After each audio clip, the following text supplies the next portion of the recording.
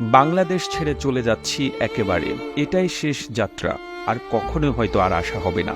২০ বছর বয়সে নিজের পরিবারের জন্য এবং নিজের ভবিষ্যৎ সুন্দর করার জন্য জার্মানিতে পাড়ি জমিয়েছিলাম। আজ থেকে ঠিক ১৫ বছর আগে ঢাকায় দুটি ফ্ল্যাট কিনেছিলাম আমার নিজের টাকায়। একটা আমার মায়ের নামে আর একটা আমার স্ত্রীর নামে। আমার মা আবার ফ্ল্যাট আমার ছোট ভাইয়ের নামে লিখে দিয়েছে।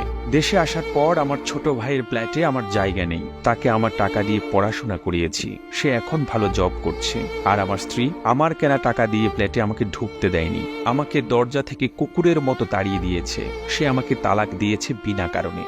ঠিক বিনা কারণে বলা যাবে না, সে অন্য আরেকজনের সঙ্গে সম্পর্ক জড়িয়েছে।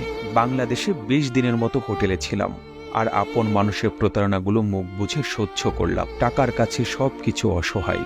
নিজের রক্তের বেঈমানি, তার উপরে নিজের আপন স্ত্রীর বেঈমানি, সবকিছু আমাকে বিপর্যস্ত করে ফেলেছে। মেন্টালি ভেঙে টুকরো টুকরো করে ফেলেছে।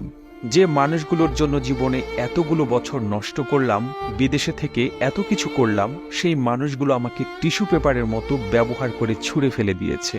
এমনটাই হওয়ার ছিল। এটাই হয়তো ভাগ্যের লেখা। আমি অনেক কষ্ট পেয়েছি, অনেক কিছু শিখেছি। তার মানে এই না আমি শেষ হয়ে গেছি, আমি নিঃস্ব হয়ে গিয়েছি।